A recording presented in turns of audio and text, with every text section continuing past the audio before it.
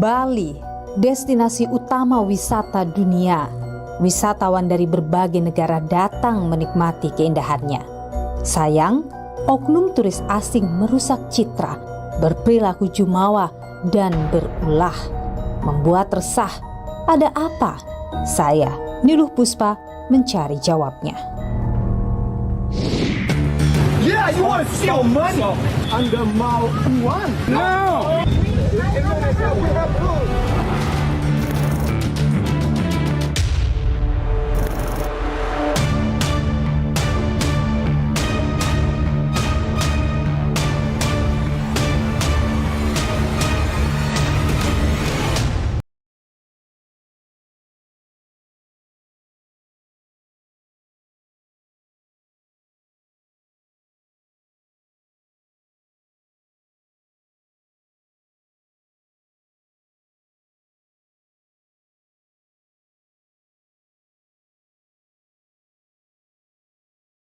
Ada banyak sekali kapal-kapal.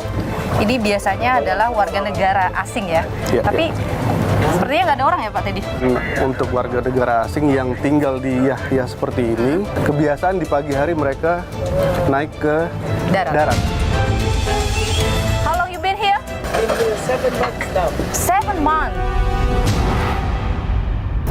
Mereka betah tinggal di Bali ini. Sebagian besar dari mereka memang murni untuk turisme di sini. Tapi kalau yang kemudian viral di media sosial bahwa banyak yang bekerja di Bali, itu benar kan Pak? Persentasenya sebetulnya nggak terlalu banyak. Ini ramai karena masyarakat ini lebih memilih untuk memviralkan semua berita di media sosial. Ada juga informasi bahwa mereka yang melakukan pelanggaran yang kemudian bisa overstay begitu lama di Bali karena ada backup dari orang-orang imigrasi. Mbak tidak pernah misalnya langsung menyampaikan kamu ilegal ya, enggak. Mbak pasti akan mengundang mereka Dan ditemukanlah ada yang tidak punya. hampir semuanya menghilang. Semuanya. Tidak menerima undangan Ada buat puluhan. Niluh. Sudah ratusan. Jumlah WNA yang melakukan pelanggaran tidak sebanyak yang ramai di media sosial misalnya. Bagaimana tanggapan Bu Ilu soal itu?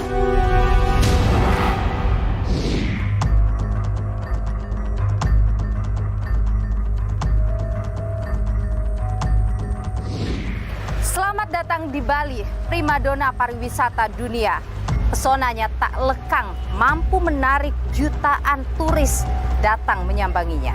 Namun sayang, keindahan Bali tercoreng ulah oknum wisatawan asing berkendara serampangan, melanggar lalu lintas. Hingga Gubernur Bali Wayan Koster mengeluarkan kebijakan melarang turis asing menyewa kendaraan roda 2 selama bepergian di Bali. Kalau jadi turis, berperilakulah sebagai turis. Kalau berperilaku sebagai turis yang baik, sebagai turis menggunakan kendaraan yang disiapkan oleh travel agent. Bukan jalan-jalan dengan menggunakan sepeda motor, tidak pakai kaos, tidak pakai baju, tidak pakai helm, melanggar lagi, udah begitu nggak pakai SIM. Jadi ini satu pelanggaran yang buruk. Yang juga viral di media sosial, banyak warga lokal menyebut bahwa wisatawan asing tanpa visa kerja mencoba mencari cuan dengan mengambil lahan bisnis warga lokal. Mulai dari membuka usaha sewa motor, pelatih selancar, guru yoga, bahkan disebut menjadi kurir barang hingga penjual sayur. Tak cuma bisnis kecil-kecilan, para WNA juga disebut membangun kerajaan bisnis properti. Hal ini membuat warga lokal resah.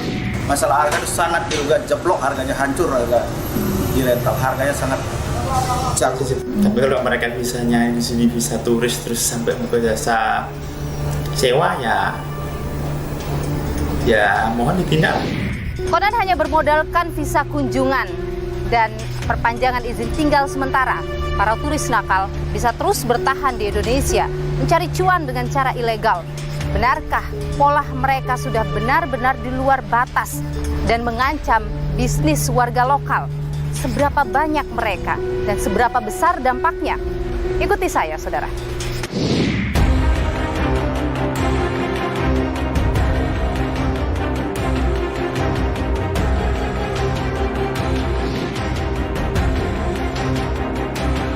Saudara, saya sudah berada di Pelabuhan Benoa. Saat ini saya akan ikut dengan tim imigrasi yang melakukan pengawasan rutin.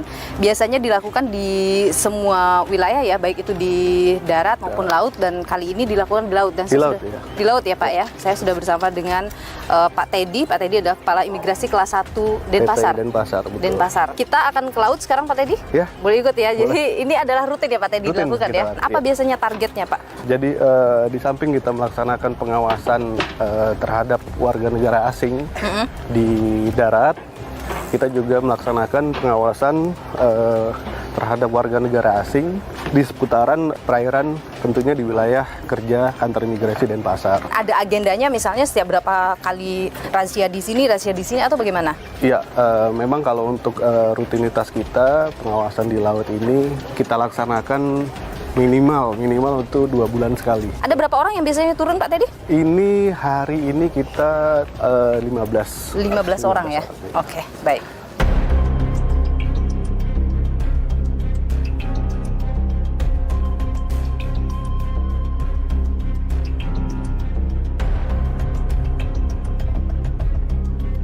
Kita sudah berada di Pulau Serangan Pulau Pak Teddy ya? Serangan, betul. Jadi kalau misalnya Anda lihat ada banyak sekali kapal-kapal. Ini biasanya adalah warga negara asing ya? Ya. Ini salah satunya juga adalah kapal warga negara asing. Sepertinya nggak ada orang ya Pak Teddy? Memang kegiatan untuk warga negara asing yang tinggal di Yahya seperti ini, kebiasaan di pagi hari mereka naik ke darat ya, untuk melakukan aktivitas. Masih banyak yang akan Masih kita banyak, lihat lagi. masih banyak sampai ke dalam, banyak sekali. Ini biasanya memang dimasukin satu-satu, setiap kapalnya dicek satu-satu, kemudian kita- administrasinya dicek. Dicek ini kapal bendera asing atau Indonesia. Kalau asing ya kita masuk, kita periksa dokumen-dokumen dari warga negara asing tersebut. Itu kosong, guys. Turun, naik ke darat. Ya Pak, nggak ada skocinya Pak. Hah? Nggak ada skoci. Skoci nggak ada. Skoci itu yang buat mereka naik ke darat. Jadi ini ada satu kapal yang kemudian masih ada WNA-nya di dalam, sedang diperiksa seluruh administrasinya ya. Biasanya apa aja itu Pak yang diperiksa? Paspor, lalu visanya, izin tinggalnya, kita periksa semuanya. So you just stay in here? Yes, You stay. I have friends. They are in the. This is my agent's messages.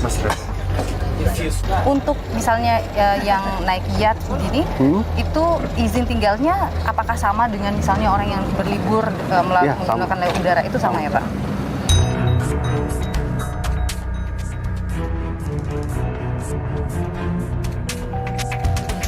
Yeah, I'm stay alone. It's not my boat. I'm not owner. Oh yeah. How long you been here?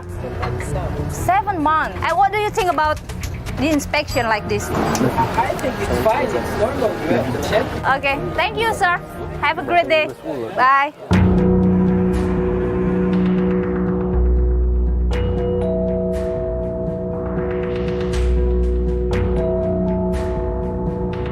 You've been here, sir, in Bali. 7 days. You are with your family. Just my wife. She's just getting changed now. It's just a regular check. No, I'm quite happy. Immigration must check everybody where they can. No problem. It's a good Yeah. idea.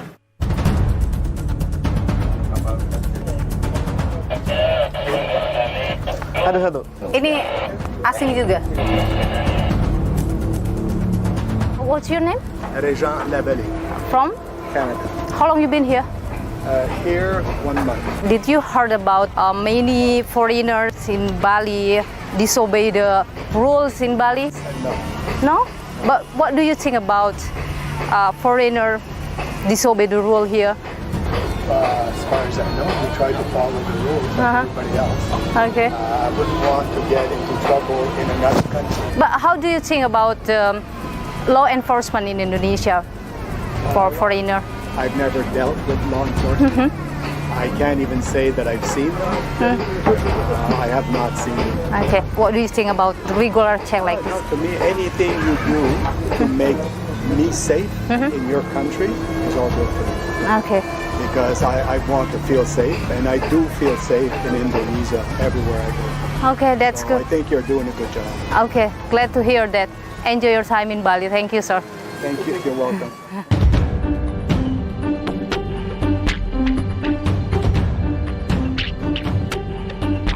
Pak Teddy, kalau kita lihat dalam operasi kita kali ini, sepertinya semuanya legal ya? Clear semuanya. Clear semuanya. Artinya kalau di laut memang tidak, biasanya memang tidak ada pelanggaran, tidak banyak pelanggaran, seperti apa? Ya memang seperti pengawasan terdahulu ada beberapa kasus kita temui. Artinya pelanggaran-pelanggaran yang terjadi di Bali juga ada yang terjadi di laut begitu ya? Ada. Yang kemudian ada sudah sekali. ditindak? Ya, gitu ya? sudah kita tindak. Oke, biasanya pelanggaran yang di laut selain dokumen, apa yang terjadi? Sementara masih yang kita temukan tempoh hari adalah overstay. Overstay. Biasanya kalau menemukan ada yang melakukan pelanggaran dokumen, overstay atau apapun itu, tindakan yang diambil langsung di tempat atau seperti apa biasanya? Ya, kita bawa warga negara asing itu di kantor untuk dilakukan pemeriksaan. Artinya tidak ada kalau bicara deal-deal di tempat itu tidak terjadi ya? Tidak ada terjadi. Oke, baik. Jadi kita sudah berkeliling selama kurang lebih hampir 2 jam. Perjalanan kali ini tidak ditemukan ada pelanggaran dilakukan oleh warga negara asing. Bahkan tadi semuanya kooperatif ya? Kooperatif sekali. Pak Teddy ya? Semuanya. Baik, dan ini memang adalah operasi reguler yang selalu dilakukan oleh Imigrasi Denpasar untuk memastikan tidak ada WNA yang melanggar dan memastikan juga keamanan mereka juga ya? Benar. Baik, Pak Teddy, Kepala Imigrasi kelas 1 Denpasar, terima kasih sudah berbagi informasi dan juga pandangan dan sudah mengajak Niluh keliling-keliling. Sehat selalu Pak Teddy. Sehat selalu. Dan itu memang cukup meresahkan bagi teman-teman yang di bisnis sama dengan Mas Reza. Ya, bisa dibilang seperti itu. Dalam catatan Anda, memang ada begitu banyakkah? Sampai kemudian ini kan ramai sekali diperbincangkan soal WNA bekerja.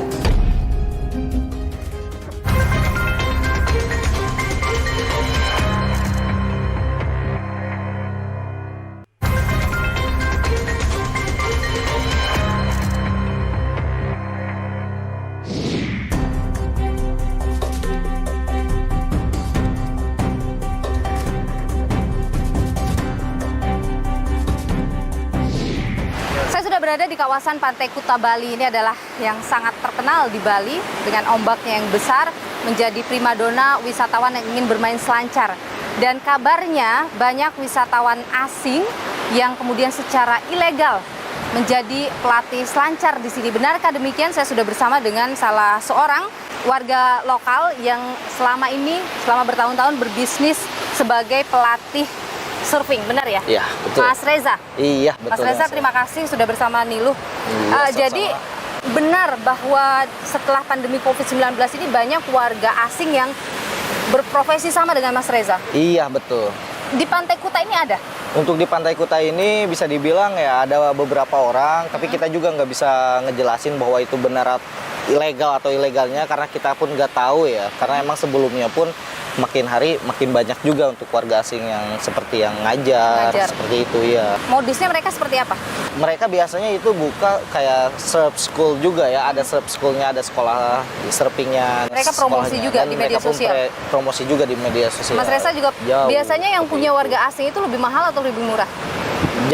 Dijatuhkan. Jadi harga asing tuh lebih murah kadang-kadang. Lebih murah dibanding harga kita yang lokal yang seperti biasanya. Oke. Dan itu memang cukup meresahkan bagi teman-teman yang di bisnis sama dengan Mas Reza? Ya, bisa dibilang seperti itu. Tapi ada keuntungannya seperti apa ya namanya tuh, seperti buat orang-orang yang berjualan seperti itu. Itu untungnya seperti itu sih. Tapi untuk yang punya bisnis sama dengan Mas Reza, surfing kayak kita mungkin sedikit besarnya agak sedikit lebih down gitu kan, berkurang gitu ya. Betul. Oke, Mas Reza, terima kasih ya sudah berbagi cerita dan informasi di Niluh. Mudah-mudahan setelah operasi yang dilakukan oleh pemerintah nanti bisnis Mas Reza bisa kembali lagi cuan ya. Makasih Mas Reza, sehat selalu. Yeah, you want to steal money? You want to steal money under Mal Uwan? No.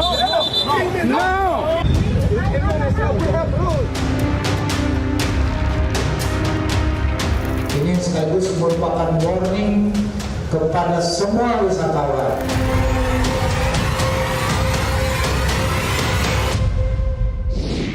Sorotan terhadap perilaku bermasalah warga negara asing di Bali terus mengemuka. Imbasnya, pemerintah daerah maupun pusat terus keluarkan aturan-aturan. Seberapa efektif aturan ini dan bagaimana pula penindakan terhadap warga negara asing yang berulah di Bali? Saya sudah bersama dengan Kepala Divisi Keimigrasian Kantor Wilayah Kementerian Hukum dan HAM Provinsi Bali, Baron Ihsan. Pak Baron, terima kasih sudah bersama Niluh. Sehat selalu. Terima kasih Mbak Niluh, selamat siang. Iya, jadi Pak Baron, saya mau mulai dulu dari data. Benar bahwa banyak sekali warga negara asing melakukan pelanggaran administrasi imigrasi yang di Bali? Untuk saat ini tercatat data pelanggaran keimigrasian yang ada di Provinsi Bali ini sekitar 43 orang yang sudah kami deportasi dari 1 Januari 2023. Kemudian mungkin hari ini akan bertambah 2 lagi, jadi total ada 45 orang yang sudah dan akan dideportasi hari ini. Kalau kita bicara dari sisi aturan Pak Baron, sebenarnya untuk seorang warga negara asing sampai harus dideportasi dari Indonesia, itu gimana sih? Yang pertama itu yaitu melakukan pelanggaran hukum yang ada di Indonesia. Kemudian apapun nanti pelanggarannya? Ya. Meskipun misalnya baru pertama kali melakukan pelanggaran, tidak ada ampun? Tidak ada ampun. Jadi apabila dia melakukan tindak pidana, kemudian nanti disidik oleh Polri, keluar dari penjara, dia juga akan kami deportasi. Kemudian ada beberapa pelanggaran lalu lintas mungkin ditilang sama polisi, kemudian dikirim ke kami, itu juga bisa kita deportasi. Kemudian ada beberapa pelanggaran administrasi keimigrasian seperti overstay, penyalahgunaan izin tinggal, itu juga nanti akan berakhir deportasi. Termasuk juga pelanggaran terhadap peraturan-peraturan dari Perda dan adat budaya di Bali ini. Dari 43 yang sudah dideportasi, itu pelanggarannya apa Pak? Pelanggarannya beragam, tapi sebagian besar adalah penyalahgunaan izin tinggal dan overstay. Jadi semua WNA ketika dia overstay, mau overstay-nya berapa lama pun, itu akan langsung dideportasi ketika ketahuan? Belum tentu, karena menurut peraturan kami, overstay di bawah 60 hari itu yang bersangkutan masih bisa untuk membayar denda 1 juta per hari per orang. Sementara untuk di atas 60 hari ini sudah tidak bisa bayar lagi, tapi harus dideportasi dan dimasukkan dalam daftar penangkalan. Yang dideportasi oleh imigrasi ini rata-rata ini adalah informasi yang memang didapatkan langsung, artinya dalam ditangkap langsung oleh tim imigrasi, ataukah ini laporan dari masyarakat yang masuk? Sumber informasinya itu bisa dari masyarakat, bisa dari anggota Timpora, dan ada juga yang temuan imigrasi sendiri. Contoh yang KTP kemarin 2 orang itu warga negara Suriah dan Ukraina, itu adalah temuan dari Timpora. Sementara untuk beberapa kejadian-kejadian penangkapan lainnya seperti yang pelatih tenis warga negara Rusia itu temuan dari kami sendiri. Terakhir itu guru tari. Guru tari itu aduan dari masyarakat. Dalam catatan Anda, memang ada begitu banyakkah sampai kemudian ini kan ramai sekali diperbincangkan soal WNA bekerja? Kalau dibilang banyak, ya lumayan banyak. Tapi ini sebetulnya tidak seperti yang diviralkan di media. Pak Baron, dalam catatan kami selama tahun 2022, Kanwil Kemenkumham Bali itu tercatat mendeportasi 194 WNA yang melakukan kegiatan tidak sesuai dengan visa mereka. Kebanyakan itu adalah menyalahi izin overstay. Dalam catatan Anda, apakah mereka overstay itu misalnya memanfaatkan itu di Bali untuk kemudian mencari cuan kerja di Bali? Sebetulnya kalau saya lihat nggak begitu sih Mbak Niluh. Sebagian besar dari mereka memang murni untuk turisme di sini. Tapi kalau yang kemudian viral di media sosial bahwa banyak yang bekerja di Bali, itu benar kan Pak? Iya, itu benar. Ini ramai di media sosial ini karena masyarakat ini lebih memilih untuk memviralkan semua berita di media sosial ketimbang mengadukan peristiwa-peristiwa pelanggaran ini ke laman-laman pengaduannya imigrasi. Seperti misalnya ada yang menyewakan rental motor, orang asing kabarnya, kemudian yang tadi Anda sebutkan juga ada guru, ada yang kemudian berprofesi yang lain. Artinya tidak sebanyak itu ya Pak ya? Terkait rental motor, rental villa dan sebagainya nih Mbak, rental-rental itu. Sebetulnya kan orang asing nggak boleh punya aset di Indonesia. Betul. Jadi aset-aset yang mereka sewakan itu juga punya masyarakat lokal. Itu kerjasama? Itu mereka hanya membantu marketingnya. Dan itu tidak masuk kategori bekerja ketika ia membantu marketingnya misalnya? Kalau dia dapat bayaran dari situ, ya. Tinggal kita bisa membuktikan dia dapat bayaran atau tidak. Dan sejauh ini bisa dibuktikan? Sudah ada yang kita buktikan menerima bayaran. Karena dia melakukan pelanggaran, dideportasi? Iya, sudah kami deportasi. Nah, jadi sebetulnya masyarakat lokal yang minta tolong kepada mereka untuk membantu promosi. Bukan punya mereka? Bukan punya mereka, aset tetap punya WNI. Itu adalah hasil investigasi Anda di imigrasi ya? Ada juga informasi bahwa mereka yang melakukan pelanggaran yang kemudian bisa overstay begitu lama di Bali karena ada backup dari orang-orang imigrasi misalnya. Apakah itu hal yang kemudian jadi perhatian Anda juga? Iya, saya sudah pernah dengar terkait itu, namun sampai sekarang itu hanya kabar burung. Ternyata begitu diminta untuk menunjukkan orangnya, si pelapor ini juga tidak berani menunjukkan dirinya. Apakah imigrasi melakukan investigasi juga misalnya di internal? Iya, sudah kami lakukan. Dan sampai sekarang belum ada temuan oknum imigrasi menjadi backing dalam praktek-praktek yang saat ini viral. Dan kalau itu sampai ada, Anda akan menindak? Akan saya tindak. Sanksi tegas Anda akan berikan?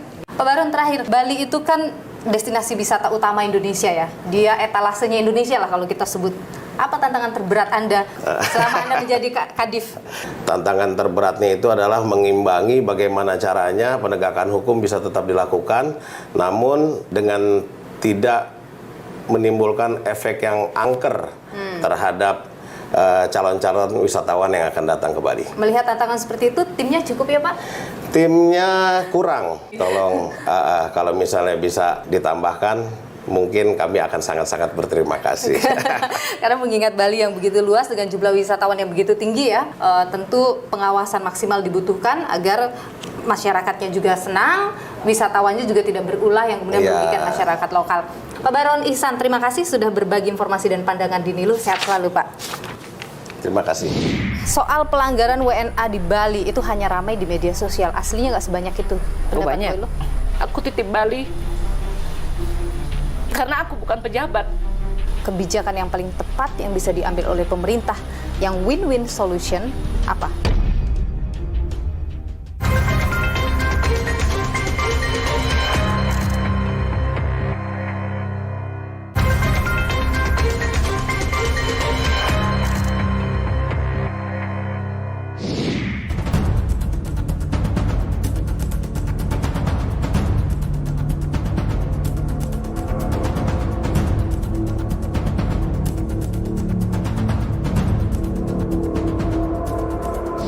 Maraknya wisatawan asing yang berperilaku minus di Bali menimbulkan keresahan mendalam bagi masyarakat Bali. Seperti apa kemudian perilaku minus mereka merugikan masyarakat Bali? Kita perbincangkan hal ini bersama dengan Niluh Jelantik, tokoh masyarakat dan juga aktivis yang konsisten bersuara terkait dengan hal ini. Saya sudah bersama dengan, saya panggil Mbok Niluh. Mbok Niluh, terima kasih sudah bersama Niluh. Sehat selalu, Mbok. Terima kasih banyak, Niluh kesayangan Mbok Niluh. Niluh bertemu Niluh.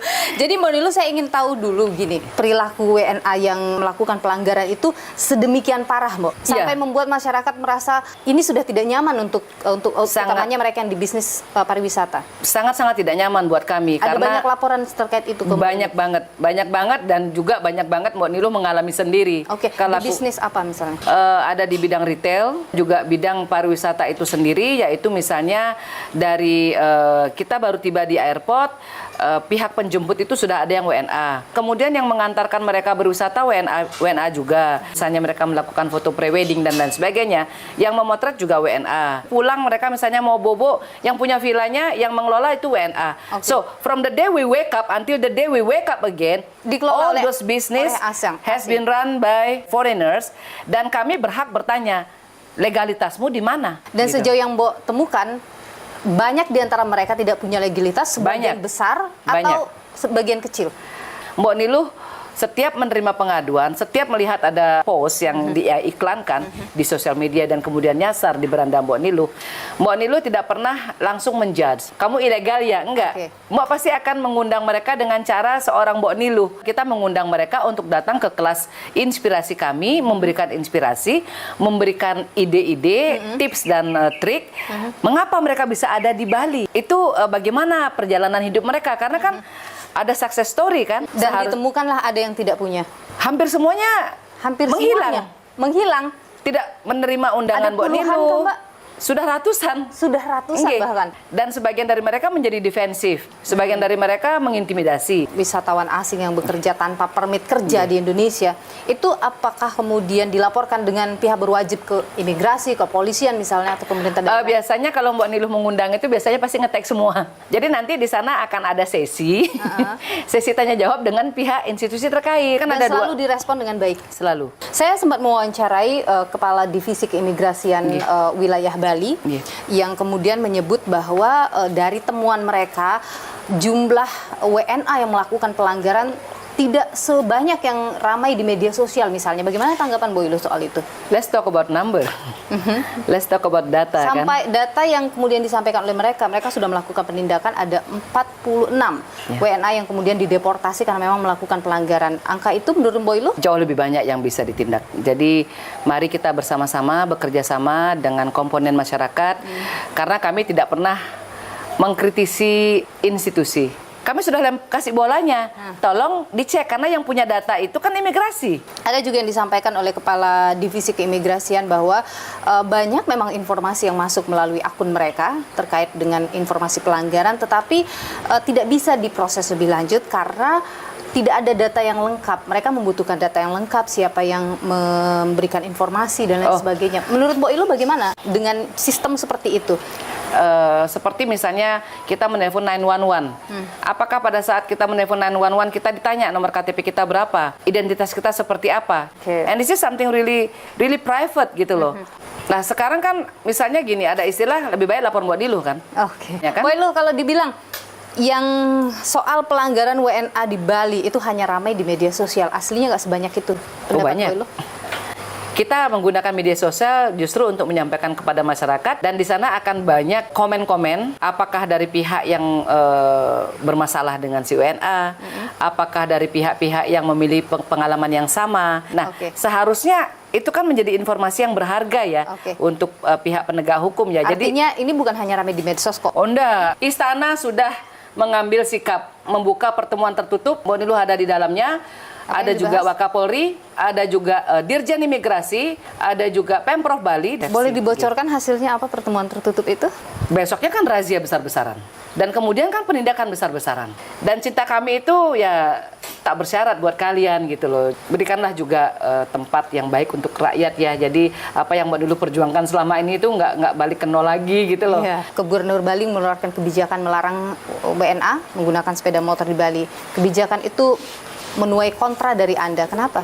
Itu Mbak Niluh sudah sampaikan dari awal, aturan tersebut tidak tepat sasaran. Untuk Mbak Niluh, very simple. Pelanggaran tentang lalu lintas, silahkan ditindak sesuai dengan pasal-pasal yang berlaku. Dan kemudian ada juga WNA yang misalnya menggunakan kenyamanan yang dia rasa dia punya di pulau ini, memiliki usaha rental motor, mengajarkan naik motor, mobil, yacht. Ini harus ditindak. Dan yang bisa menindak pelanggaran di sini adalah pihak kepolisian bekerja sama dengan imigrasi. Apa relevansinya dengan warga Bali atau rakyat Indonesia yang punya usaha sewa motor? Itu sangat merugikan mereka. Sangat merugikan. Jadi Mbak Niluh selalu bilang, basmi tikusnya, jangan lumbungnya. Jangan bakar lumbungnya. Bali ini kan butuh turis. Karena kita harus menyadari bahwa kita hidup dari tourism. Sementara itu kita juga tidak ingin Bali dikacaukan oleh mereka yang kemudian berlaku ilegal. Kebijakan yang paling tepat yang bisa diambil oleh pemerintah yang win-win solution apa? Mbak Niluh menyampaikan beberapa kali, ini sudah kepada Mas Menteri ya Mas Sandiaga Uno, Menteri Pariwisata. 2 tahun lalu kami duduk di sini dan saya berkata kepada beliau, aku titip Bali Mas, aku titip Bali karena aku bukan pejabat. Aku adalah rakyat yang sangat mempedulikan sesamaku, mempedulikan tanah kelahiranku. You are the person with all the policy that you can do.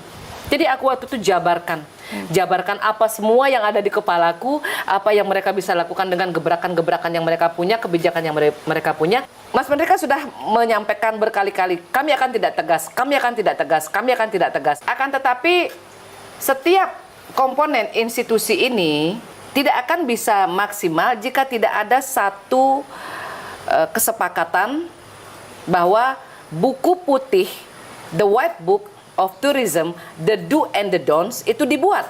Dan di sana semua orang tanda tangan. Bila perlu Pak Presiden tanda tangan. Dan buku itu akan dibuatkan dalam bentuk misalnya digital. Simple, buatkan ilustrasi atau dalam bentuk kartun apapun itu. Di pintu masuk di airport, on arrival, si WNA sudah harus mendownloadnya. Di sana dia akan paham. Oh ini hukumannya kalau saya nggak pakai helm. Oh ini hukumannya kalau saya itu jualan helm. Dan untuk mereka yang sudah berada di Bali yang terindikasi melanggar aturan, kita juga bisa bekerja sama dengan perangkat desa yang paling mungil, yaitu Kelian. Jadi setiap Banjar berhak dan harus mendata warganya, termasuk kami. Dan setiap Kelian itu akan mereport. Hari ini kami memiliki 100 wisatawan dengan visa ini, dan itu bisa dicocokkan dengan laporan keimigrasian. Dan itu juga untuk memberikan pesan kepada WNA bahwa kami peduli. Baik, Bu Niluh Jelantik, aktivis yang konsisten bersuara terkait dengan menjaga masyarakat Bali dari, kalau saya sebutkan, penjajahan dalam tanda kutip ya, modern dari warga asing di Bali. Terima kasih sudah berbagi informasi dan juga pandangan di Niluh. Sehat selalu Bu Niluh. Dalam pengurusan dokumen pernah tidak misalnya Anda diajak oleh oknum tertentu untuk mempermudah mengurus, kita udah damai saja gitu, pernah?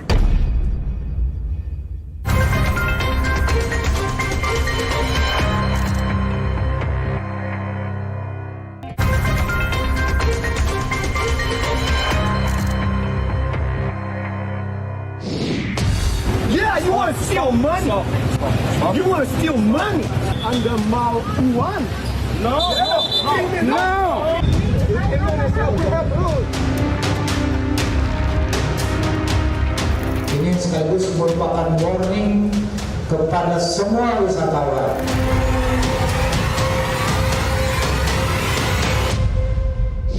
Kasus warga negara asing di Bali yang disebut meresahkan, bahkan mengambil lahan bisnis warga lokal. Benarkah demikian? Apa yang membuat mereka seperti itu? Bagaimana sebenarnya perspektif dari turis asing yang kemudian juga sudah lama tinggal di Indonesia? Saya sudah bersama dengan salah satu warga negara asing asal Prancis, Pak Guillaume. Pak Guillaume, terima kasih sudah bersama Niluh. Sehat selalu, Pak. Ya, sehat terus. Jadi, Pak Guillaume, Anda sudah tinggal di Indonesia 14 tahun ya? Betul. Anda memang berbisnis atau memang 14 tahun sebagai turis saja di Indonesia? Mulai sebagai turis, dan dari posisi turis yang nggak mau pulang ke negara sendiri, jadi cari cara untuk bikin bisnis, dan semenjak 2010 saya punya bisnis masing-masing. Dan Anda saat mulai berbisnis itu, Anda mengurus dokumen secara legal gitu? Ya, melalui salah satu agent, dan sampai sekarang saya juga masih kerja sama dia untuk urus semua dokumen yang dibutuhkan, dimulai dari dokumen perusahaan, dan habis itu dengan dokumen untuk izin kerja seperti kita dan lain-lain. Apakah Anda punya bisnis di sini berpartner dengan warga lokal, warga Bali mungkin, ataukah ini adalah bisnis murni punya Anda sendiri? Harus berpartner dengan orang lokal, nanti tergantung bidang usaha itu kan. Kalau di bidang usaha saya ada persentase yang tertentu yang harus dipegang oleh warga negara Indonesia gitu. Dan kalau mitra saya dia asli Lombok. Waktu Anda mengurus dokumen terkait dengan bisnis yang Anda bangun di Indonesia, itu apakah susah? Sedikit pun tidak susah, bisa urus sama orang, dan orang itu dia atur semua, siapkan semua, dan tinggal terima dokumen dan bisa mulai kerja gitu. Jadi sangat-sangat gampang sebenarnya. Dan itu 13 tahun yang lalu masih banyak pakai tangan, sekarang pakai dunia digital lebih gampang lagi. Anda sering berurusan dengan pihak imigrasi terkait dengan bisnis Anda ataupun ke tinggalnya Anda di Indonesia, di Bali khususnya? Di Bali agak kurang sedikit, tapi kalau di Lombok setiap tahun ada orang dari imigrasi yang turun untuk cek legalitas kami, visa kami, dan waktu itu saya juga punya pegawai orang luar. Jadi visa mereka juga dicek semua. Warga negara asing yang di Indonesia itu ada KTP khususnya ya? Anda punya juga hal itu? Ya betul. Berarti kalau pakai KITAS punya sejenis KTP tapi bukan mirip KTP, namanya SKTP. Kemudian kalau sudah punya kitab baru dapat KTP. Berarti saya punya KTP berdomisili di Bali, saya punya NIK dan semuanya gitu. Sama persis dengan orang lokal. Sampai keluar biaya berapa Pak Giom kalau mengurus dokumen-dokumen seperti itu?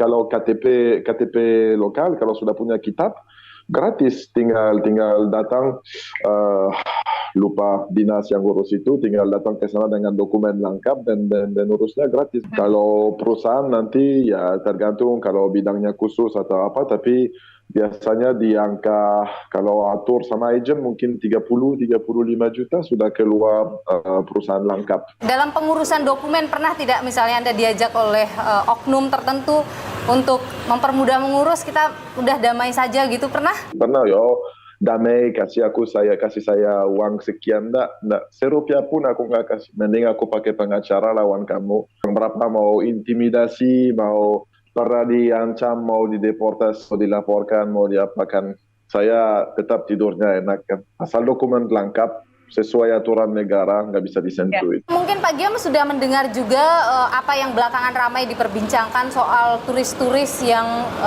melakukan kegiatan ilegal di Indonesia. Selain melakukan pelanggaran-pelanggaran terhadap aturan-aturan, mereka juga ada yang disebut melakukan bisnis secara ilegal. Ya, kalau dari sudut pandang Anda, apa ya yang membuat sampai ada yang berani melakukan tindakan ilegal? Mungkin ada masalah misinformasi, mereka dalam keadaan tidak sadar melanggar hukum karena mereka kurang paham aturan-aturan negara gitu kan. Bisa juga ada yang berniat jelek karena mereka nggak mau repot urus. Mungkin karena merasa aman, tahu tidak akan ditangkap, dan kalaupun ditangkap ya non tulus lah, jadi ya nggak apa-apa. Pemerintah kemudian mengambil kebijakan, ada larangan ini dan itu, ada pembatasan misalnya visa. Bagaimana Anda melihat itu? Bukan solusi untuk waktu yang panjang, mungkin solusi untuk stop secara seketika ini, stop orang yang datang, tapi bukan solusi untuk jangka waktu panjang. Aturan sudah ada sebenarnya semua, tinggal diikutin. Oke, baik. Pak Giom, terima kasih sudah berbagi pandangan di Niluh. Sehat selalu Pak Giom. Mudah-mudahan sehat selalu. Terima kasih banyak. Mungkin itu karena kurangnya pengarahan dari instansi untuk memberitahu mereka bahwasanya berwisata di Bali itu seperti ini. Jadi lebih ditingkatkan lagi untuk memberikan pengarahan kepada wisatawan-wisatawan.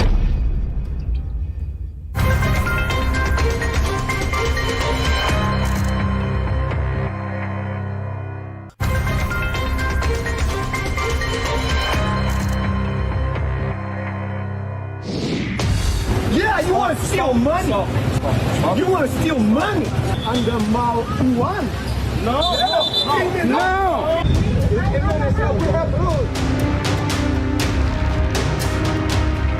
Ini sekaligus merupakan warning kepada semua wisatawan.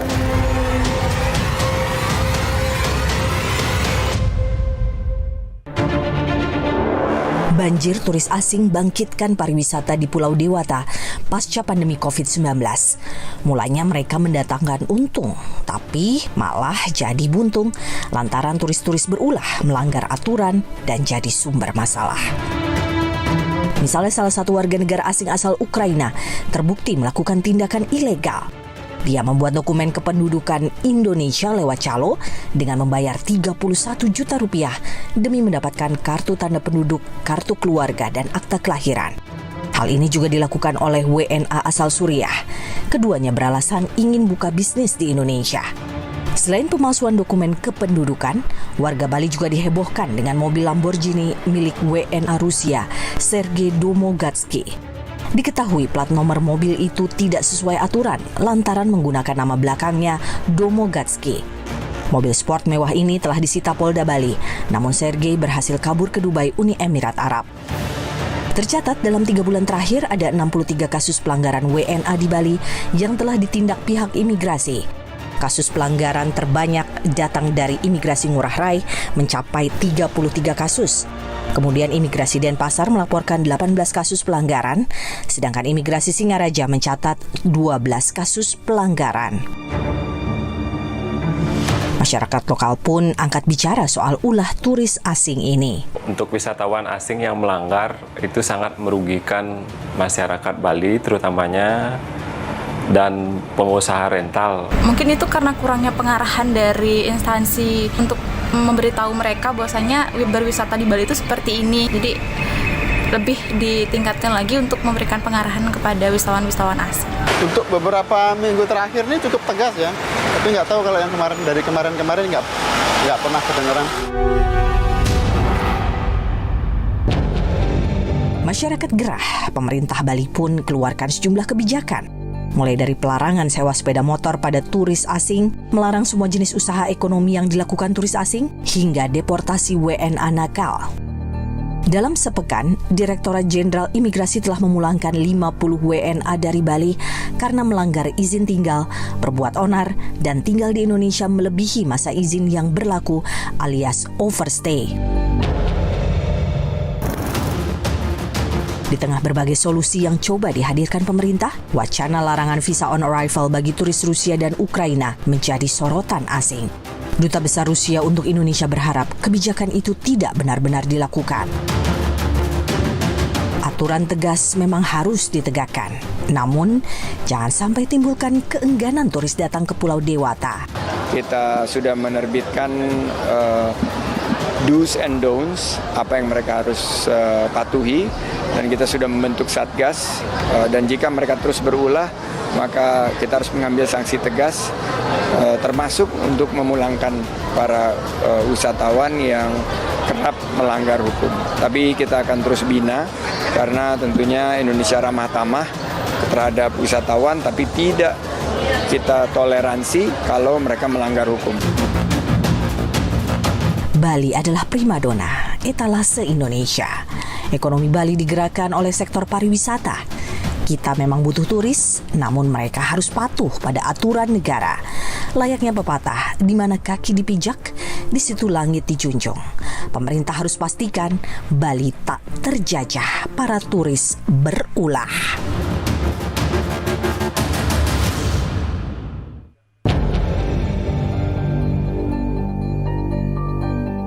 Bali haruslah jadi rumah yang nyaman bagi para wisatawan.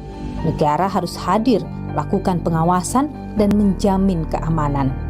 Tapi, sebagai tamu, harus juga sadar diri. Ada aturan yang harus ditaati, ada budaya yang harus dihormati. Sehingga Baliku tak lagi resah. Yang ada, hanya senyum merekah. Saya, Niluh Puspa, sampai jumpa.